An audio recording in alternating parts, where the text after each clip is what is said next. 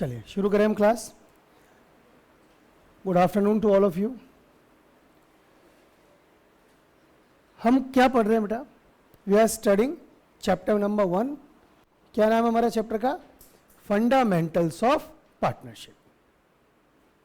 ठीक है ना? क्या पढ़ रहे हैं हम? Fundamentals of partnership. पहला चैप्टर है हमारा। इसमें हमने जो, अगर हम बात करें तो हम क्या क्या चीज़ें पढ़ चुके हैं? क्या क्या चीज़ें हम पढ़ चुके हैं?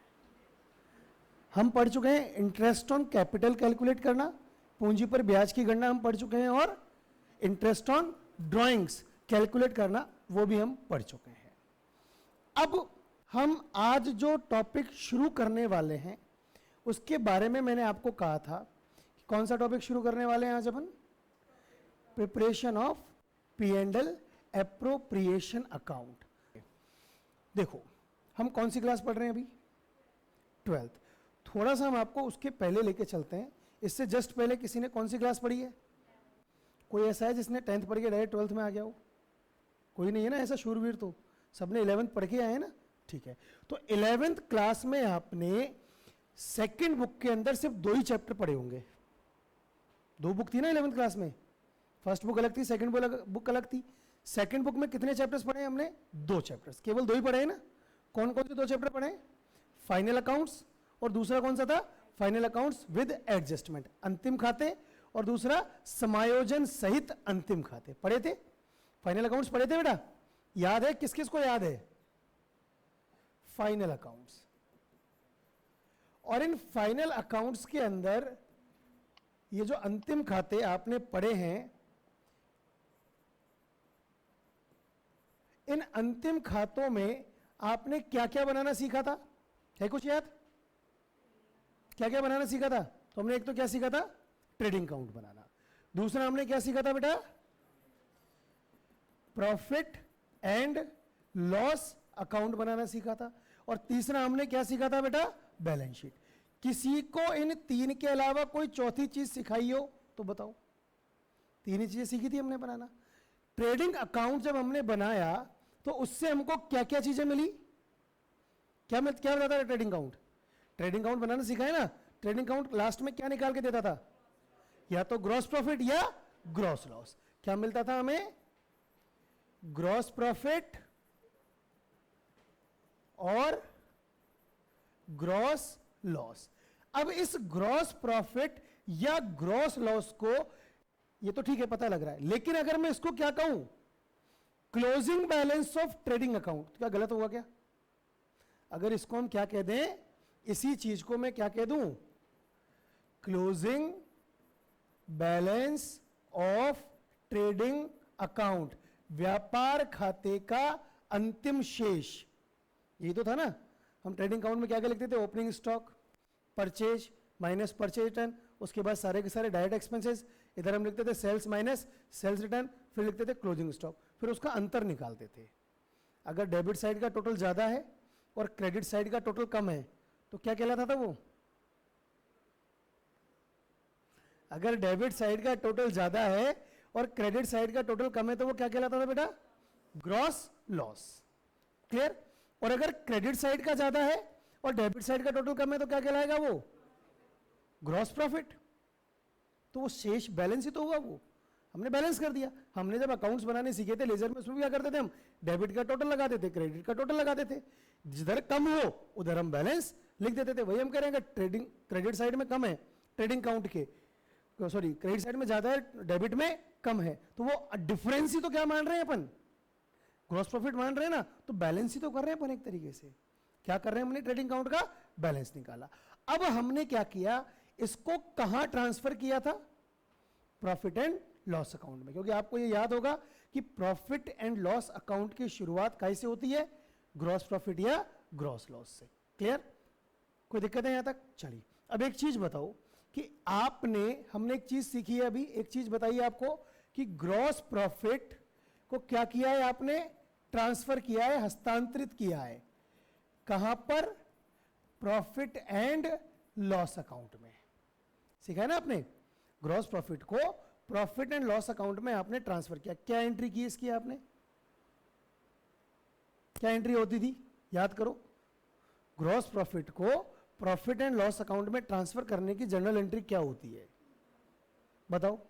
टू ग्रॉस प्रॉफिट, अच्छा, टू ट्रेडिंग अकाउंट, क्या होती थी बेटा entry, trading account debit to profit and loss account. और अगर ग्रॉस लॉस होगा, सकल हानि होगी, तो उसकी एंट्री क्या हो जाएगी, profit and loss account debit to trading. ये बात पता है अपने को। चलिए फिर हमने क्या सीखा, फिर हमने सीखा उसके बाद साहब प्रॉफिट एंड लॉस अकाउंट बनाना। इस पी&एल अकाउंट ने हमको क्या दिया, क्या दिया इसने, नेट प्रॉफिट, है ना। अभी ऑपरेटिंग को छोड़ देते हैं अभी, है ना। क्या दिया इसने हमको, नेट प्रॉफिट या नेट लॉस। अब इसको भी मैं क्या कह सकता हूं बेटा, balance of profit and loss account कह सकते हैं ना इसको। लाभ हानि खाते का शेष है ये। अगर वही क्रेडिट साइड का टोटल ज्यादा है और डेबिट साइड का टोटल कम है, किसके, प्रॉफिट एंड लॉस अकाउंट के, तो क्या कहलाएगा, नेट प्रॉफिट, शुद्ध लाभ। और अगर लाभ हानि खाते के डेबिट साइड का टोटल ज्यादा है और क्रेडिट साइड का टोटल कम है, तो क्या कहलाएगी, नेट लॉस, शुद्ध हानि। क्लियर। अच्छा, अब याद करो कि इस नेट प्रॉफिट या नेट लॉस का हमने क्या किया था, क्या करते थे इसको हम, बैलेंस शीट बनाते थे। बैलेंस शीट में एक साइड हम बनाते थे लाइबिलिटी साइड, एक साइड हम क्या बनाते थे, एसेट साइड, याद है ना।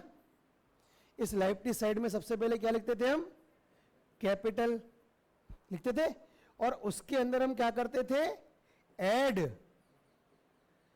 नेट प्रॉफिट करते थे, नहीं करते थे। इस नेट प्रॉफिट को हम यहां पर लाकर इस कैपिटल में ऐड कर देते थे। मैंने लास्ट ईयर भी आपसे कई बार ये सवाल पूछा, इस बार भी जब हमने ये क्लासेस शुरू की थी उसके स्टार्टिंग में क्वेश्चन आया था, मैं वापस पूछ रहा हूं, मैं वापस आपसे वही प्रश्न पूछ रहा हूं कि क्यों हमने इस नेट प्रॉफिट को इस कैपिटल में ऐड कर दिया। बैलेंस शीट के अंदर कैपिटल में ले जाके हमने नेट प्रॉफिट को ऐड क्यों किया। इस प्रश्न का अगर उत्तर पता है हमें, तो हमारे लिए पी&एल एप्रोप्रिएशन अकाउंट की थीम समझना, उसका नीड समझना, उसका एक क्रस्ट जो होता है वो समझना हमारे लिए क्या हो जाएगा, आसान हो जाएगा। अगर हमें ये नहीं पता है तो फिर हमारे लिए वो आसान नहीं होगा। तो बताइए क्यों। देखो आप ध्यान दो, बिजनेस कोई भी व्यवसाय है, उसको स्टार्ट करने के लिए, उसको चालू करने के लिए किस चीज की जरूरत होती है बेटा, पैसे की। किसी भी व्यवसाय को चालू करने के लिए किस चीज की जरूरत होती है, पैसे की। और ये पैसा कौन इन्वेस्ट करता है,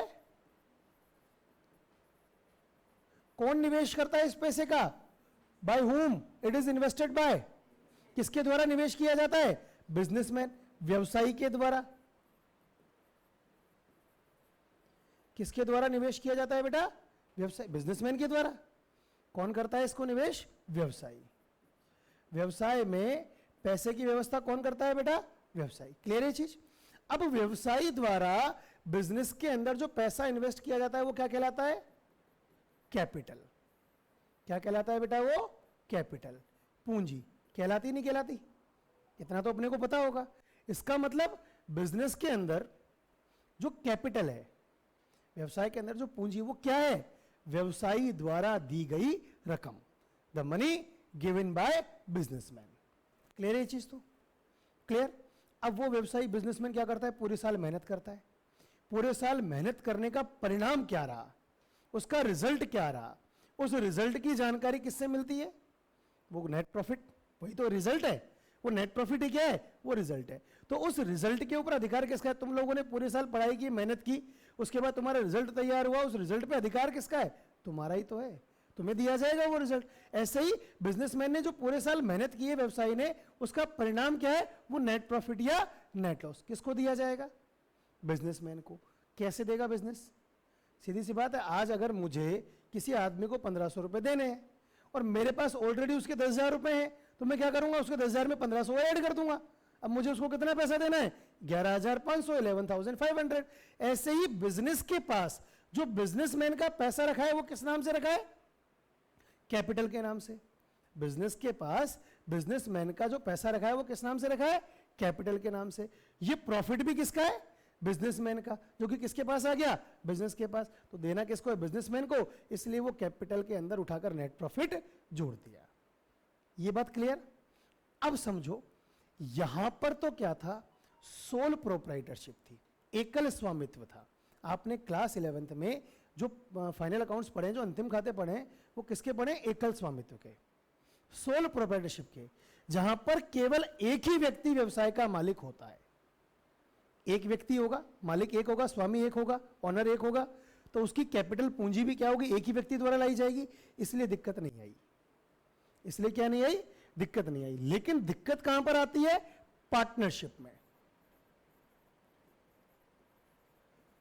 कहां पर? साझेदारी में। साझेदारी में क्या समस्या आती है उसको हम समझते हैं। पार्टनरशिप में क्या प्रॉब्लम आती है कि पार्टनरशिप में अगर हम बात करें तो ऑनर मतलब व्यवसाय के स्वामी, ये तो है एक से ज्यादा। हमने फॉर एग्जांपल ले लिए 3, पार्टनर 1, पार्टनर 2, पार्टनर 3। क्लियर? ये तो कितने? 3 है। लेकिन जो बिजनेस है, जो व्यवसाय है, वो तो कितना है? एक ही है। व्यवसाय तो एक ही है ना। अब व्यवसाय एक होगा तो नेट प्रॉफिट भी कितना होगा? एक ही बार आएगा। एक बिजनेस का नेट प्रॉफिट एक ही तो आएगा। 1 रुपया नहीं कह रहा हूं, एक ही आएगा, मतलब एक ही है वो। लेकिन उस नेट प्रॉफिट के ऊपर अधिकार जमाने वाले लोग कितने? 3। और सबको पैसा किस में से देना है? इसी में से इसको देना है, इसी में से इसको देना है, और इसी में से इसको देना है। तीनों का अधिकार है, तीनों मालिक है। व्यवसाय के लाभों के ऊपर अधिकार किसका है? व्यवसाय के स्वामी का। तीनों ही स्वामी है। व्यवसाय बिजनेस के प्रॉफिट्स के ऊपर राइट्स किसका होता है? बिजनेसमैन का, ऑनर्स का। और यहां तो तीनों ही ऑनर है, तो तीनों का ही अधिकार है उसके ऊपर। अब यहां पर थोड़ी सी कंट्रोवर्सी आ जाती है, थोड़ी सी यहां पर परेशानी आ जाती है। तो उसी परेशानी का समाधान है आपका, क्या है? ध्यान से समझना कि हमने क्या समझा कि जब सोल प्रोप्राइटरशिप था तब फाइनल अकाउंट्स में केवल क्या बना था? Trading account, profit and loss account और बैलेंस शीट। हो गया यहां तक काम। लेकिन जब पार्टनरशिप होगी तो ट्रेडिंग अकाउंट बनेगा, प्रॉफिट एंड लॉस अकाउंट बनेगा, वहां तक ठीक है। लेकिन बैलेंस शीट बनाने के पहले हमें 2 अकाउंट बनाने और सीखने हैं। कौन कौन से 2 अकाउंट है? पहला profit and loss appropriation account, जिसको हिंदी में कहते हैं बेटा हम लाभ हानि नियोजन खाता। क्या कहते हैं जिसको अपन? लाभ हानि नियोजन खाता। ठीक। और दूसरा कौन सा है? पार्टनर्स कैपिटल अकाउंट, जिसको कहते हैं हम साझेदारों का पूंजी खाता। क्लियर? अब क्यों बनाया हमने P&L एप्रोप्रिएशन अकाउंट की जरूरत क्यों पड़ी? उसका रीजन अभी अभी हमने देखा। प्रॉफिट एक, उसके ऊपर अधिकार जमाने वाले लोग कई हैं। तो अब दिक्कत क्या है कि भाई किसको देना है और किसको नहीं देना। ये अपने आप में एक समस्या है ना कि ये प्रॉफिट किसको दिया जाए, कितना दिया जाए, कैसे दिया जाए। तो इसीलिए अब बात को समझना, ध्यान से सुनना मेरी लाइन को। हमने पहले भी ये लाइन बताई हुई है, लेकिन वापस बोल रहा हूं मैं कि profit and loss account is prepared to know the net profit और net loss of the business. लाभ हानि खाता व्यवसाय के शुद्ध लाभ या शुद्ध हानि को जानने के लिए बनाया जाता है, उसका पता करने के लिए कि भाई कितना प्रॉफिट है, कितना लॉस है। वाइल जबकि profit and loss appropriation account is prepared to distribute that net profit among the partners. जबकि लाभ हानि नियोजन खाता, कौन सा खाता?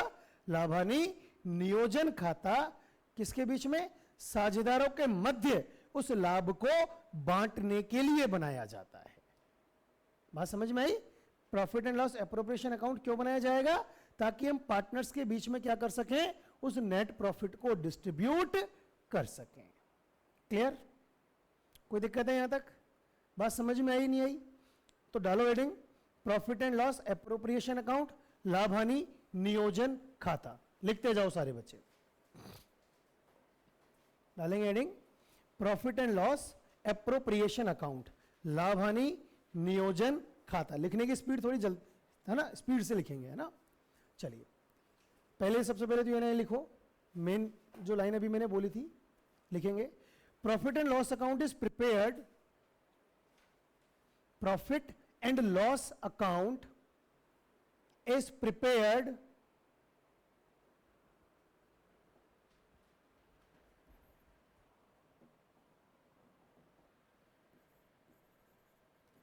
profit and loss account is prepared to know the net profit or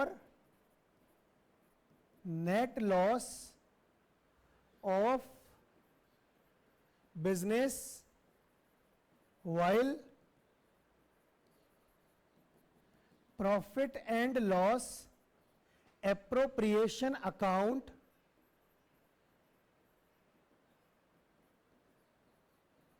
is prepared to distribute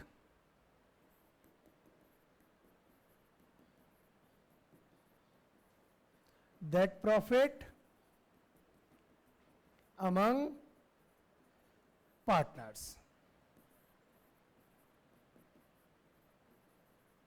लाभानी खाता, but Hindi में बोल रहा हूं, हिंदी मीडियम वाले हिंदी में लिखेंगे, है ना। लाभानी खाता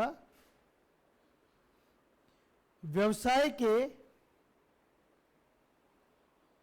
शुद्ध लाभ या शुद्ध हानि को, लाभानी खाता व्यवसाय के शुद्ध लाभ या शुद्ध हानि को जानने के लिए बनाया जाता है, जबकि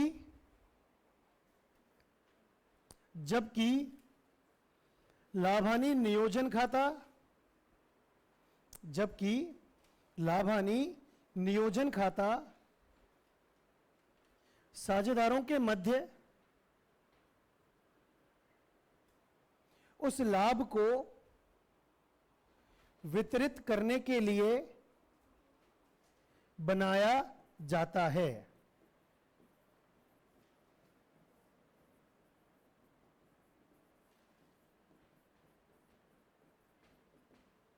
क्लियर है बेटा यहां तक? साझेदारों के मध्य उस लाभ को वितरित करने के लिए बनाया जाता है। ठीक है। अब आपसे कोई पूछ ले कि लाभानी नियोजन खाते का पेंडल एप्रोप्रिएशन अकाउंट का नेचर क्या है, या लाभानी नियोजन खाते की प्रकृति क्या है। तीन तरह की प्रकृति पड़ी होगी, 3 टाइप्स ऑफ अकाउंट्स। 3 तरह के खाते होते हैं, कौन कौन से? पर्सनल, रियल और नॉमिनल। व्यक्तिगत, वस्तुगत और नाम मात्र के खाते 3 तरह के होते हैं ना। तो इसी तरह से अगर आपसे पेंडल एप्रोप्रिएशन अकाउंट का नेचर पूछे तो वो कौन सा होता है बेटा? नॉमिनल अकाउंट, नाम मात्र के खाते। तो लिखो प्रकृति नाम मात्र के खाते। कैसी होती है इसकी प्रकृति? नाम मात्र के खाते होते हैं ये। क्लियर? यहां तक क्लियर है बेटा? कोई डाउट नहीं है किसी को? चलिए आगे और समझना। प्रॉफिट लॉ एंड पेंडल एप्रोप्रिएशन अकाउंट, लाभानी नियोजन खाते की शुरुआत किससे होती है? It is always started with net profit और नेट लॉस। इसकी शुरुआत हमेशा किससे होती है? शुद्ध लाभ या शुद्ध हानि से। ठीक है ना। तो लिख लो एक लाइन और, profit and loss appropriation account is always started with net profit shown by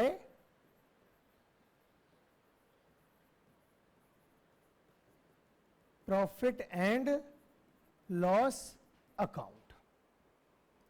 लाभानी नियोजन खाते की शुरुआत, लाभानी नियोजन खाते की शुरुआत हमेशा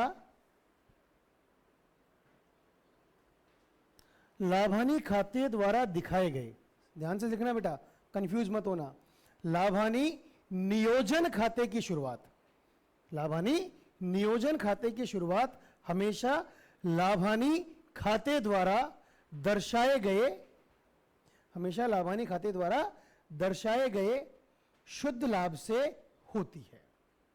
क्लियर है यहां तक? किससे होगी इसकी शुरुआत? हमेशा लाभानी खाते द्वारा दर्शाए गए शुद्ध लाभ से। क्लियर? कोई भी दिक्कत किसी को यहां तक नहीं है। अब देखो क्या पढ़ेंगे हम, नेसेसरी एडजस्टमेंट्स रिगार्डिंग, क्या पढ़ेंगे बेटा अपन? Necessary adjustments for profit and loss appropriation account. लिखो,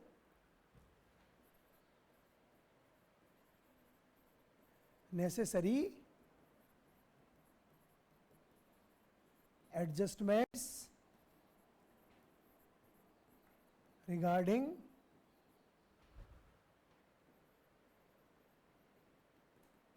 प्रॉफिट एंड लॉस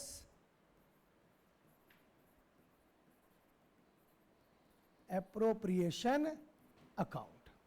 लाभानी नियोजन खाते संबंधी आवश्यक समायोजन, लाभानी नियोजन खाते संबंधी आवश्यक समायोजन, necessary adjustments regarding profit and loss appropriation account, लाभानी नियोजन खाते संबंधी आवश्यक समायोजन। है कुछ याद?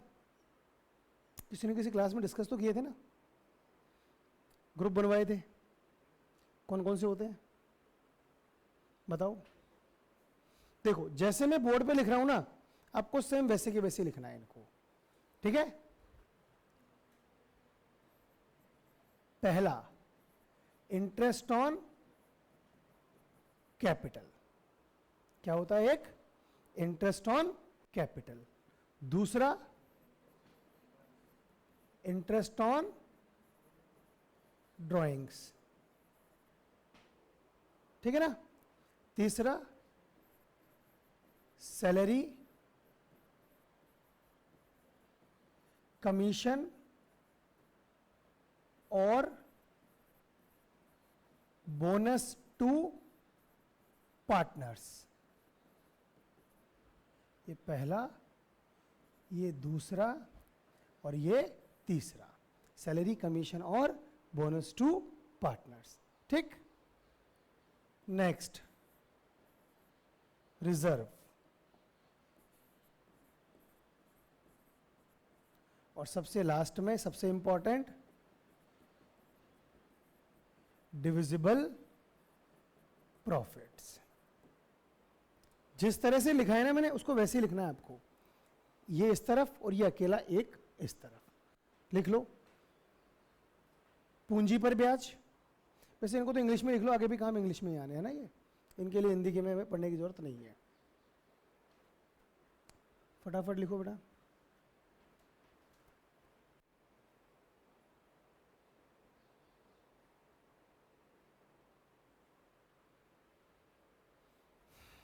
ठीक, अब देखो ध्यान देना, इनका मतलब क्या है वो समझाते हैं अपन, समझना बेटा, ध्यान से सुनते जाओ बात को। क्या होता है? तीन पार्टनर है, हमने क्या एग्जांपल लिया, कितने पार्टनर है? तीन पार्टनर है। प्रॉफिट तो एक ही है, प्रॉफिट तो एक ही है, तीनों क्या करना है? इसी प्रॉफिट में से कुछ पैसा देना है। एक बात बहुत अच्छी तरह सुन लो ध्यान से, कि अगर पार्टनर को किसी भी तरह का कोई रिम्यूनरेशन दिया जाएगा, साझेदार को किसी भी प्रकार की कोई राशि का भुगतान किया जाएगा, तो वो केवल और केवल काय में से किया जाएगा?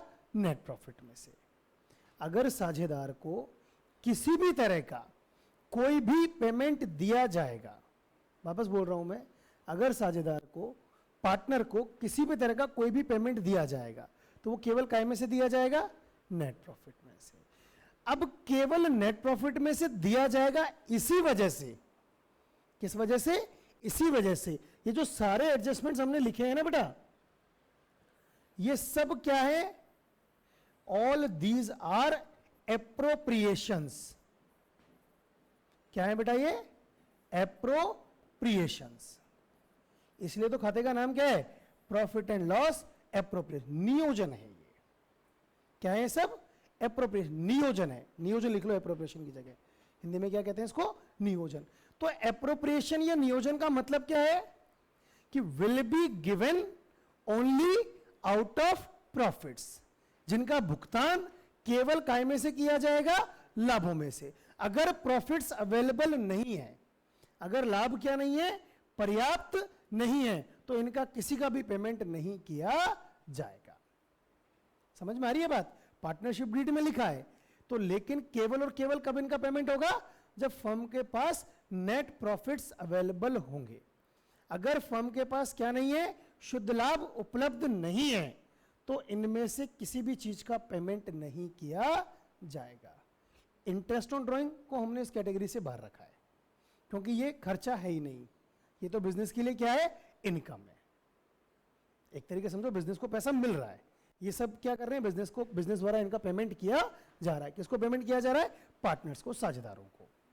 अब बात यही है कि कोई पार्टनर क्या कहे कि साहब नहीं, मेरे को तो लाभों को बांटने से पहले कैपिटल के ऊपर ब्याज भी चाहिए। वो भी काय में से दिया जाएगा? नेट प्रॉफिट में से। वो भी काय में से दिया जाएगा? कोई कहे साहब बाकी तुम दो तो घर जाके सोते हो, पूरा काम तो मैं करता हूं, मुझे सैलरी भी दो, तो सैलरी भी ले ले, वो भी काय में से दी जाएगी? नेट प्रॉफिट में से। कोई कहे साहब मैं बिजनेस इतना सारा बढ़ा के रखता हूं, तो मुझे क्या दो, उसके ऊपर कमीशन भी दो, कमीशन भी ले ले, वो भी काय में से दिया जाएगा? नेट प्रॉफिट में से। बात समझ में आ रही है? कोई कहे नहीं साहब मुझे थोड़ा सा एक्स्ट्रा बोनस भी चाहिए, बोनस ले ले, सब कुछ काय में से मिलेगा? नेट प्रॉफिट में से। अब नेट प्रॉफिट हम इसको ना एक एग्जांपल के थ्रू और समझते हैं। ध्यान दो कि जैसे मान लो कोई बिजनेस है, ए, बी और सी, ये 2:1:1 में पार्टनर है। किस अनुपात में? 2:1:1 में ये पार्टनर है। इनकी फर्म का नेट प्रॉफिट सपोज 1 लाख रुपए है। कितना है बेटा? 1 लाख रुपए। अब आपको क्वेश्चन में क्या क्या जानकारी मिलेगी? हमने कुछ एडजस्टमेंट्स के बारे में बात की, नेट प्रॉफिट की शुरुआत होगी। मान लो क्वेश्चन में लिखा है कि साहब इनको इंटरेस्ट ऑन कैपिटल देना है जो तीनों का मिलाकर 30,000 रुपए बनता है। तीनों का मिलाकर, है ना, हम समझने के लिए लिख रहे हैं। क्वेश्चन में आपको मिल जाएगा, आप कैलकुलेट करना जानते हो, इंटरेस्ट ऑन कैपिटल निकालना हम सब जानते हैं। तो 30,000 रुपए, ठीक है, दे दो। सबसे पहले देना पड़ेगा, जिसका जितना बनता है उतना देना पड़ेगा। फिर कहा क्या कि साहब कमीशन देना है, किसको? ए को। कितना देना है? 10,000। फिर कहा कि बोनस देना है, किसको देना है? बी को। कितना देना है? 5,000। फिर कहा कि साहब सैलरी भी देनी है, और सैलरी किसको देनी है? सी को। और ये कितनी देनी है? 5,000। क्वेश्चन कह रहा है हमसे, सब कुछ दे दिया। इन सब की जानकारी तो आपको प्रश्न के अंदर मिलेगी। प्रश्न में लिखा है तो ही देना है, नहीं लिखा है तो नहीं देना है। ठीक है, ये सब अमाउंट देना है, लेकिन देंगे काय में से? 1 लाख में से। 1 लाख का प्रॉफिट है, 30 और 10 40 तो 50 गए। तो ये जो बचा 50,000 है, इन सब का टोटल आ गया 50,000। 1 लाख में से अगर हम 50,000 माइनस कर देंगे, तो अब जो रिमेनिंग 50,000 है, it will be called divisible profit. इसको ये क्या कहलाएगा बेटा? ये जो रिमेनिंग 50,000 है, जो बचे हुए 50,000, ये क्या कहलाएंगे बेटा आपके? ये आपके डिविजिबल प्रॉफिट कहलाएंगे। इसको हिंदी में कहते हैं शुद्ध वितरण योग्य लाभ। क्या कहते हैं इसको अपन? शुद्ध वितरण योग्य लाभ इसको कहा जाता है। क्लियर है भाई यहां तक? कंफर्म? कोई डाउट नहीं है किसी को? क्या कहेंगे इसको अपन? शुद्ध वितरण योग्य लाभ इसको कहा जाएगा। आगे देखिए आप लोग और समझिए ध्यान से। डिविजिबल प्रॉफिट आ गया। अब हमेशा ध्यान रखना कि जो profit and loss sharing ratio है, उसमें जो बंटवारा होगा वो केवल किसका होगा? डिविजिबल प्रॉफिट को ही उस रेशो में डिवाइड किया जाएगा। केवल और केवल किसको डिवाइड किया जाएगा बेटा? डिविजिबल प्रॉफिट को, शुद्ध वितरण योग्य लाभ को। किसमें बांटा जाएगा? Profit and loss sharing ratio, लाभ हानि अनुपात में उसको बांटा जाएगा। बात समझ में आई? क्यों दिया जा रहा है वो समझ में आ गया। हर पार्टनर की इच्छा है कि उसको किसी को क्या चाहिए, किसी को क्या चाहिए। सारे एडजस्टमेंट करने के बाद जो पैसा बचा, एडजस्टमेंट्स काय में से होंगे? नेट प्रॉफिट में से। अगर प्रॉफिट्स अवेलेबल नहीं है तो क्या इनमें से कुछ भी दिया जाएगा? क्या नहीं दिया जाएगा। मान लो यहां पर इस क्वेश्चन में ये लिख दिया जाए कि ये नेट प्रॉफिट नहीं है, क्या है बेटा? ये नेट लॉस है, तो कुछ नहीं देना है, ये सीधा 1 लाख रुपए बढ़ जाएगा। किस रेशो में? 2:1:1 में। किस तरह से? लाभों, वो लॉस के रूप में, हानि के रूप में इसका बंटवारा कर दिया जाएगा। ये केवल और केवल किस केस में होगा? रिप्लाई करें। प्रॉफिट्स अगर अवेलेबल होंगे तभी ये एडजस्टमेंट्स किए जाएंगे। यहां तक क्लियर? कोई डाउट नहीं है? चलिए, तो अब हम बात करते हैं बेटा, अब देखो मेरे शब्दों पे गौर करना। पार्टनर्स को दिया जाएगा, क्या किया जाएगा? पार्टनर्स को दिया जाएगा। काय में से दिया जाएगा? लाभों में से। लाभ सबसे पहले कहां जा रहे हैं? Profit and loss appropriation account में। ठीक है ना? बात समझ में आ रही है? चलिए, डालो हेडिंग जर्नल एंट्रीज।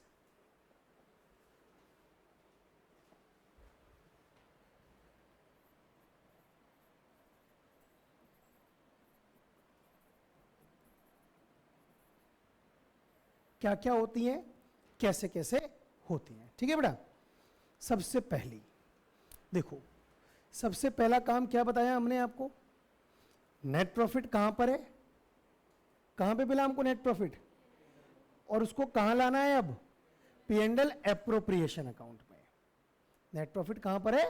P&L में। और उसको कहां पर लाना पड़ेगा? क्योंकि अब पार्टनरशिप है ना, अगर क्या होती, सोल प्रोप्राइटरशिप, एकल स्वामित्व होता, तो उसको डायरेक्टली कहां डाल देते? कैपिटल में। लेकिन अब कैपिटल में नहीं डालना है, अब उसको कहां लाना है? P&L अकाउंट से P&L एप्रोप्रिएशन में अकाउंट में लेके आना। तो सबसे पहला काम क्या होगा? फॉर ट्रांसफरिंग नेट प्रॉफिट और नेट लॉस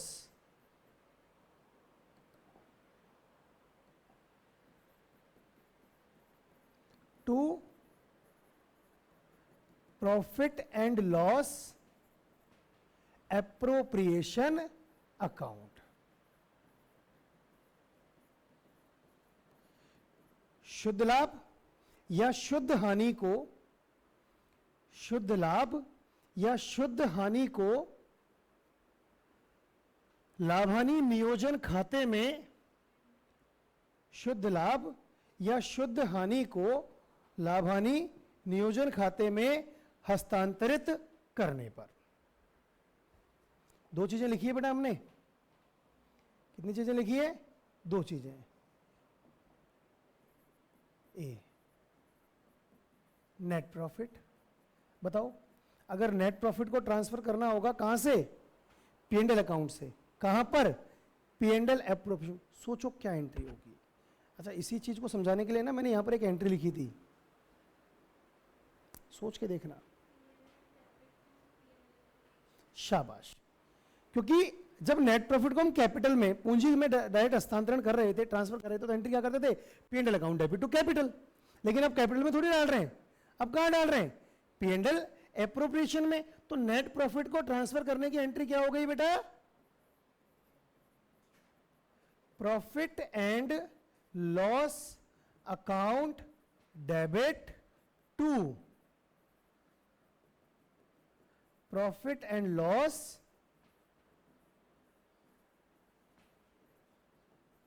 एप्रोप्रिएशन अकाउंट। क्या एंट्री होगी बेटा? Profit and loss account debit to profit and loss appropriation account. Net profit कहां पर आ गया? नेट प्रॉफिट P&L अकाउंट से उठकर कहां पर आ गया बेटा? P&L एप्रोप्रिएशन अकाउंट में आ गया है। कोई दिक्कत है यहां तक? अच्छा, अगर ये नेट प्रॉफिट की जगह क्या होता बेटा? नेट लॉस, तो क्या एंट्री हो जाती बताओ? हाँ, क्या एंट्री होती? P&L appropriation account debit to P&L account. क्या एंट्री होती बेटा? Profit and loss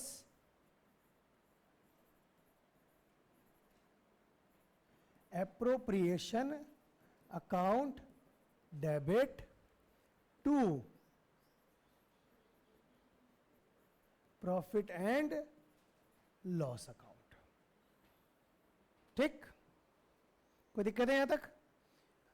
profit and loss होगा तो एंट्री अलग होगी, और profit and sorry net profit होगा तो एंट्री अलग होगी, नेट लॉस होगा तो एंट्री अलग होगी। तो ये तो हमने क्या किया है, सबसे पहले नेट प्रॉफिट को उठाकर पी&एल से कहां डाला है, पी&एल एप्रोप्रिएशन से। क्या किया हमने, शुद्ध लाभ को लाभानी खाते से उठाकर कहां डाल दिया है बेटा, लाभानी नियोजन खाते में। कोई भी किसी भी तरह की यहां तक दिक्कत है तो बताओ, नहीं है कोई दिक्कत? अब आगे समझना, चाहे इंटरेस्ट ऑन कैपिटल हो, चाहे सैलरी हो, चाहे कमीशन हो, चाहे बोनस हो, कुछ भी हो, है ना बेटा, इसमें दो चीजें समझना। क्या चीज समझनी है हमें? दो। पहली चीज, will be given to partner. देखो ध्यान से समझना, पहली चीज क्या है बेटा, साझेदार को दिया जाएगा। अब समझना, हमने सबसे पहला काम किया, पार्टनर को दे दिया। अब दे दिया तो खर्चा हो गया, दे दिया तो क्या हो गया, खर्चा हो गया फर्म का। खर्चा हो गया तो खर्चों को क्या किया जाता है, राइट ऑफ किया जाता है, अपलिखित किया जाता है। अब तक जितने खर्चे हो रहे थे उनको कहां से अपलिखित किया है हमने, पी&एल अकाउंट से। लेकिन इस वाले एक्सपेंडिचर को क्या किया जाएगा, कहां से राइट ऑफ किया जाएगा, पी&एल एप्रोप्रिएशन अकाउंट से। अब तक जितने खर्चे हो रहे थे उनको हमने डायरेक्ट एक्सपेंसेस में, इनडायरेक्ट में डिवाइड किया, प्रत्यक्ष खर्चे, अप्रत्यक्ष खर्चे। प्रत्यक्ष खर्चों को हमने क्या किया था, ट्रेडिंग में लिख दिया था, डायरेक्ट एक्सपेंसेस को, इनडायरेक्ट को हमने कहां लिख दिया था, अप्रत्यक्ष खर्चों को प्रॉफिट एंड लॉस अकाउंट में। लेकिन ये जब तक इसको राइट ऑफ नहीं किया जाएगा, क्या ये एक्सपेंडिचर है, इसलिए इसको क्या करना जरूरी है बेटा, राइट ऑफ करना जरूरी है, अपलिखित करना जरूरी है। क्या जरूरी है, इसको अपलिखित करना भी जरूरी है। ठीक है, तो हर चीज की ध्यान रखना, चाहे वो इंटरेस्ट ऑन कैपिटल हो, चाहे वो पार्टनर की सैलरी हो, चाहे वो पार्टनर का बोनस हो, चाहे वो पार्टनर का कमीशन हो, हर चीज की दो एंट्रियां होंगी। पहली किस चीज की, उनको अलाउ करने की, विल बी गिवन, और दूसरा उसको राइट ऑफ करने की। ठीक है, यहां तक क्लियर है? तो चलिए इसी सीक्वेंस में हम सबसे पहले समझते हैं, ये तो हमारा पहला काम हो गया, देखो ध्यान रखना है ना। सबसे पहला काम क्या हुआ है, नेट प्रॉफिट को उठाकर हमने पी&एल एप्रोप्रिएशन अकाउंट में डाल दिया, वो हमने पहला काम कर लिया है। दूसरा काम हम बात करते हैं अब एडजस्टमेंट्स के रिगार्डिंग। तो सबसे पहले हम बात करते हैं बेटा किसकी,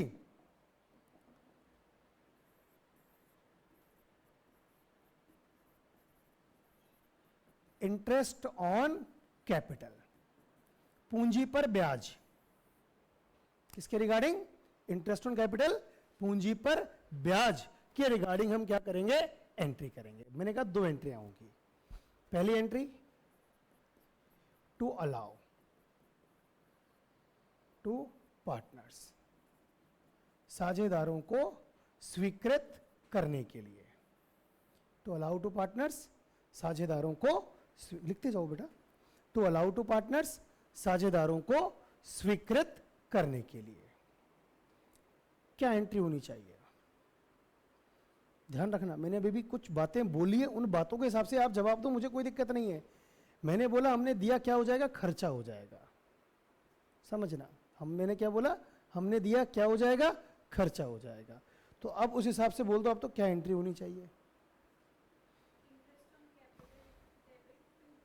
बस इतना ही बहुत है, इतना ही आएगा, इसके आगे आएगा नहीं अभी आपको। अच्छी चीज़ है, हमने क्या बोला, खर्चा हो जाएगा। खर्चे सारे क्या होते हैं, डेबिट होते हैं, ये तो हमें पता है। इसी वजह से हमने क्या लिख दिया, interest on capital account debit. किसको दे रहे हैं, क्या करते हैं, हमारी एंट्री याद है तुम्हें, किसको दिया जाएगा, पार्टनर्स को। पार्टनर कौन हो गया, रिसीवर। लेकिन अब क्या है, डेबिट द रिसीवर, वो तो संभव नहीं है ना। ध्यान रखना, यहां पर थोड़ी सी लॉजिक आपके उल्टे सीधे हो जाएंगे। Interest on capital account debit to partners capital और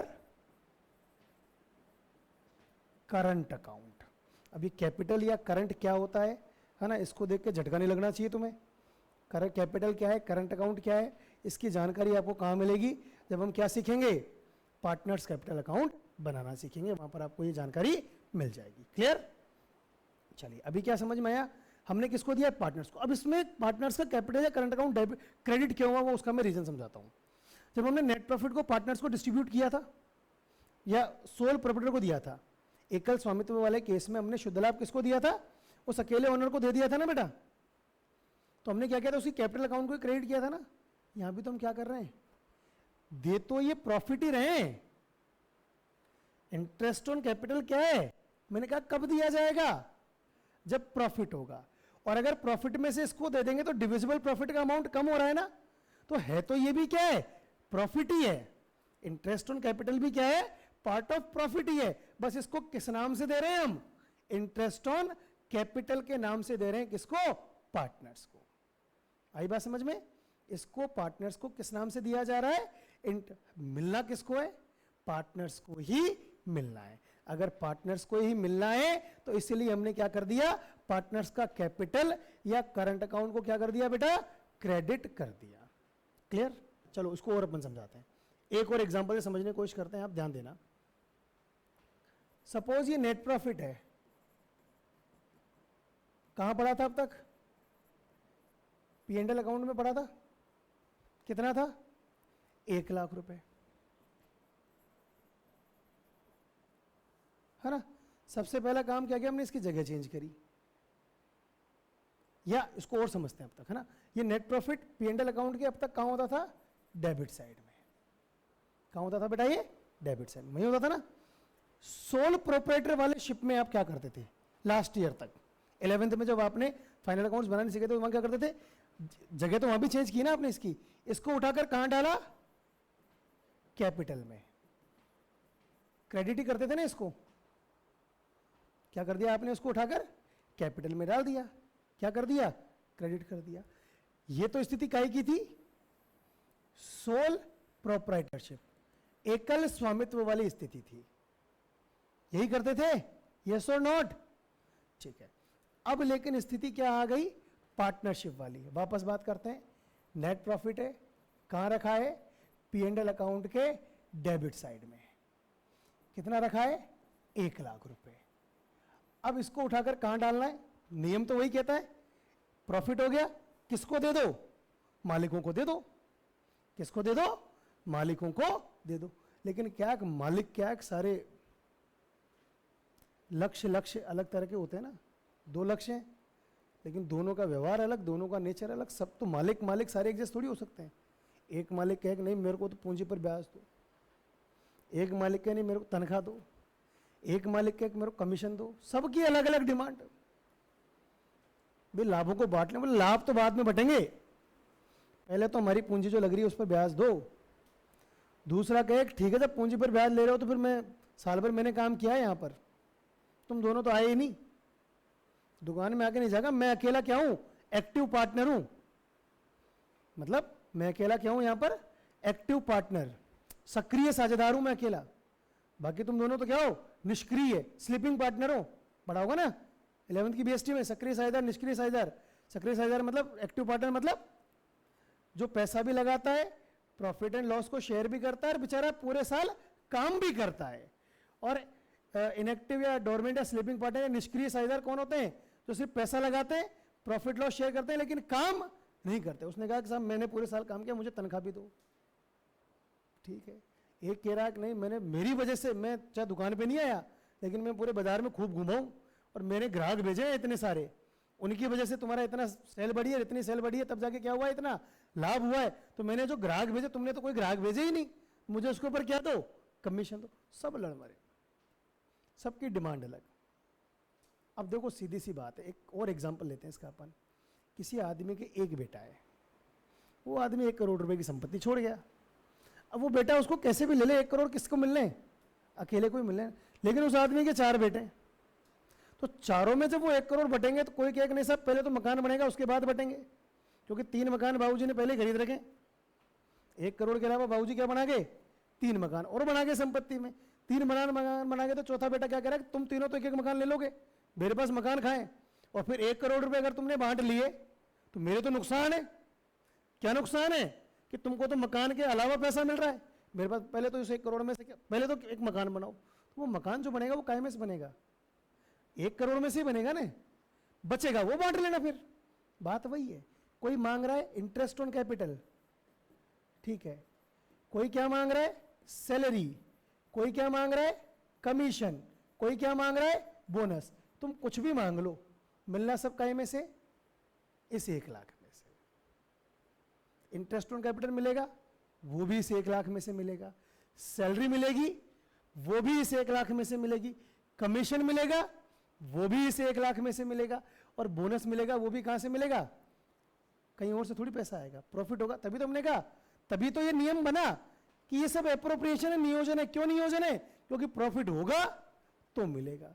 जैसे मान लो पिताजी केवल 3 मकान छोड़ जाते और रुपया 1 नहीं छोड़ के जाते, तो चौथा भाई क्या कहे, एक मकान बनाओ, चौथा कहां से बनाओ, कहां से बनाओ, रुपया नहीं है। तो इलाज क्या निकलेगा कि 3 के 3 मकान बिकेंगे, जो पैसा आएगा उससे फिर 4 मकान लिए जाएंगे। नहीं समझ में आई बात, 3 मकान बिकेंगे, यह क्या होगा, तीनों मकानों की वैल्यूएशन निकलेगी। एक मकान की कीमत मान लो 30 लाख रुपए, एक की 50 लाख है और एक की 20 लाख है, टोटल कितना हो गया, 1 करोड़। अब बस 1 करोड़ में से हिस्सा कितना आना है, चारों का 25-25 लाख। तो जिसके मकान की जो 30 लाख वाला मकान लेगा वो चौथे भाई को कितना पैसा देगा, 5 लाख रुपए। जिसके मकान की कीमत 50 लाख है वो चौथे भाई को कितना पैसा देगा, तो मतलब वो चौथे भाई को 25 लाख देगा, 25 लाख में से मतलब 20 लाख तो वो उसको देगा, और जिसके मकान की कीमत 20 लाख है 5 लाख उसको देगा। तो कहीं ना कहीं तो हिसाब किताब करना पड़ेगा, ऐसे थोड़ी ना। वही बंटवारा है, वही साझेदारी है।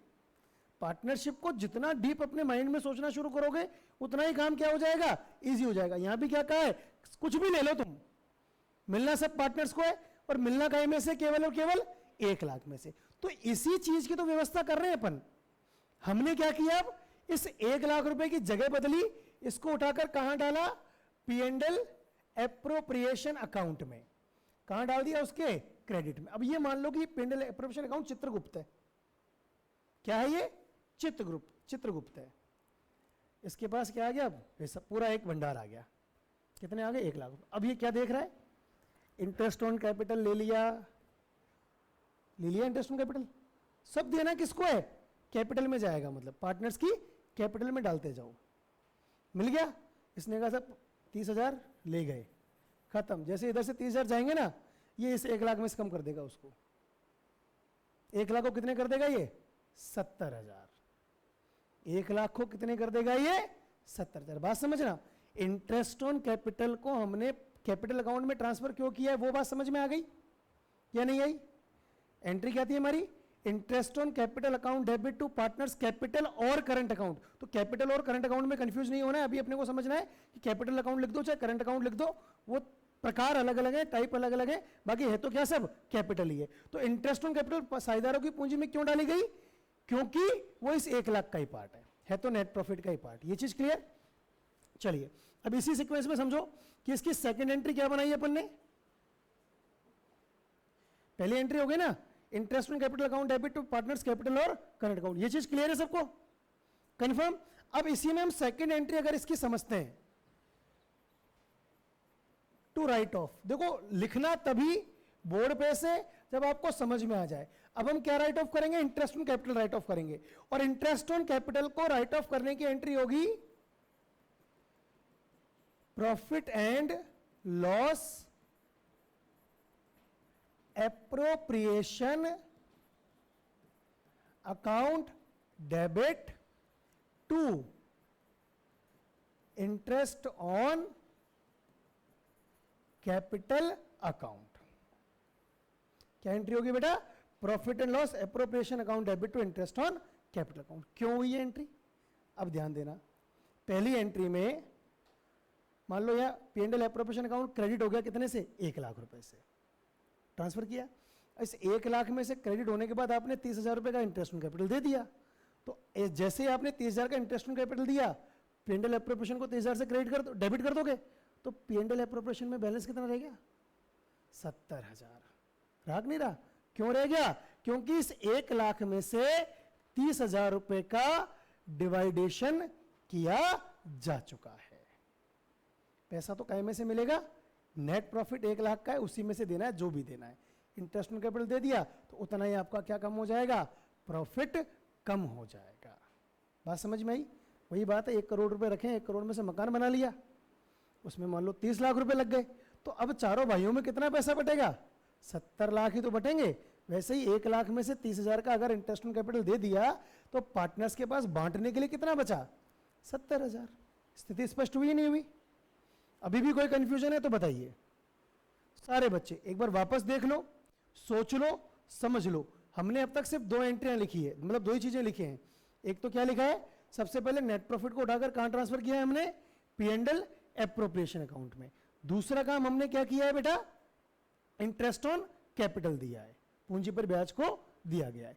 इन दोनों में कंसेप्चुअली कोई दिक्कत है, डाउट है तो वो बताइए। हो गया यहां तक क्लियर? कोई डाउट नहीं ना बेटा किसी को? क्योंकि दिक्कत यहीं तक थी, समझने वाली बात। ये समझ में अगर चीज आ गई ना तो आगे फिर दिक्कत नहीं आएगी, फिर आगे दिक्कत नहीं आएगी। चलिए, ये हो गया अपना थर्ड।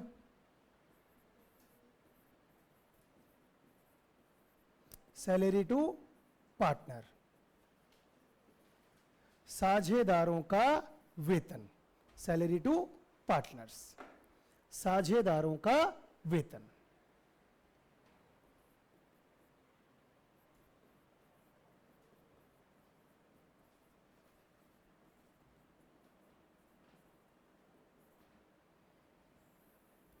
साझेदारों को स्वीकृत करने पर क्या एंट्री होगी बेटा?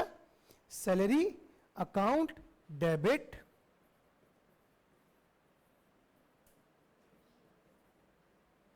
टू पार्टनर्स कैपिटल और करंट अकाउंट। क्लियर? पहले इंटरेस्ट ऑन कैपिटल था, उसकी जगह क्या आ गई? अब सैलरी आ गई। बात तो है, तो ये भी खर्चा ही ना। जैसे हमने पार्टनर्स को इंटरेस्ट ऑन कैपिटल दिया, वैसे उनको क्या कर दे दी बेटा? सैलरी दे दी। कोई दिक्कत इसमें? कंफर्म? कोई डाउट नहीं है? चलिए next.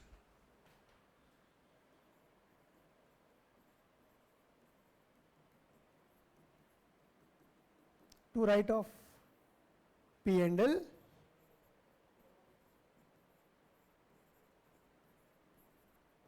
appropriation account debit to salary account.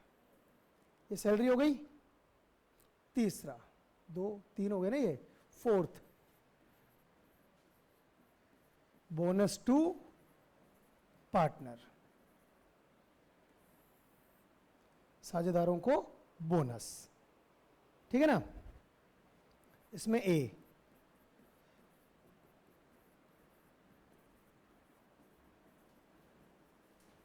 To allow to partners, bonus account debit to partners capital और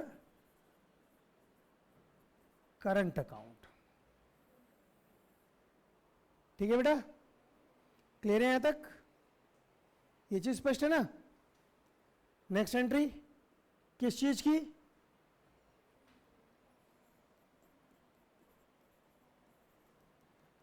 टू राइट ऑफ। अब इसको राइट ऑफ करने की एंट्री क्या होगी बेटा? क्या एंट्री होगी बेटा? Profit and loss